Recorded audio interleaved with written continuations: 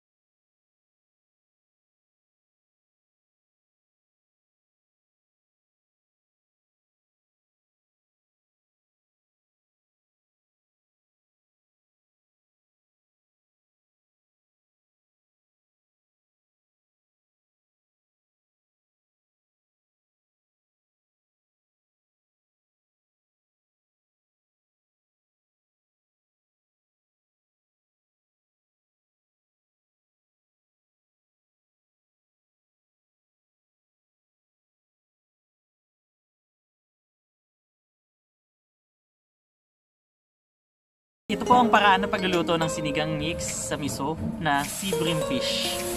Una, igisa ang luya, sibuyas, bawang at kamatis sa mainit na mantika.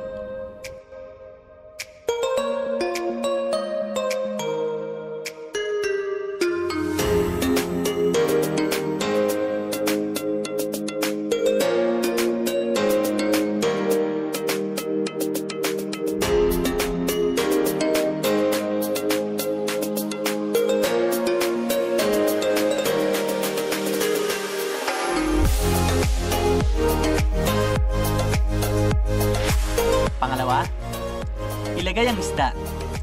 Iluto ng bahagya sa mahinang apoy.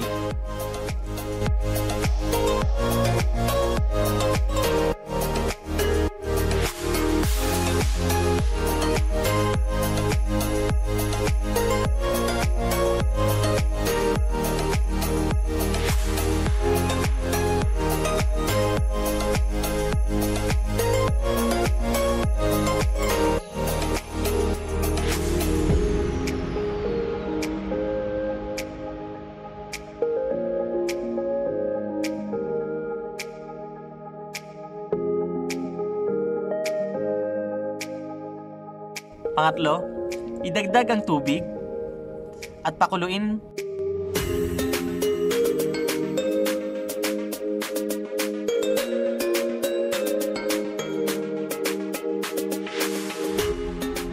Ibuhos ang Knorr sinigang sa Sampalok mix miso at iluto ng 5 minuto. Optional po kung gusto po nating dagdagan ng magic sarap.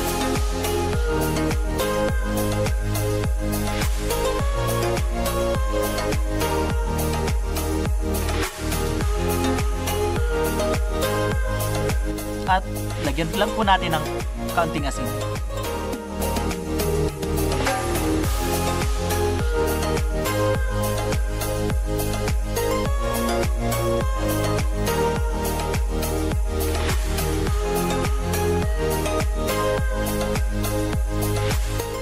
Pang-apat, ilagay ang gulay at hayaang maluto.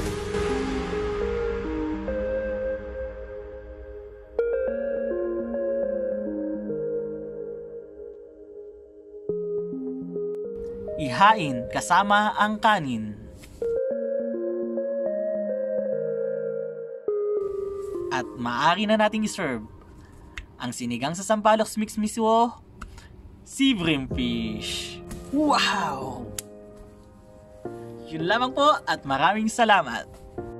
Well guys, ayun na naman po. Isa na naman po makbuluhang bagay na natutunan nyo kay Master Bean. Ang pagluluto ng sinigang na isdang sea bream sa miso. Well, sana guys, magkita-kita po muli tayo sa susunod pa nating kabanata. At sa kahit anong kwento ng buhay ko, kaya kung hindi pa kayo nakasubscribe sa channel ko, mag-subscribe na kayo. It's Master Bean. Maraming salamat hanggang sa muling kabanata ng content ng vlog ko. Sa ulitin!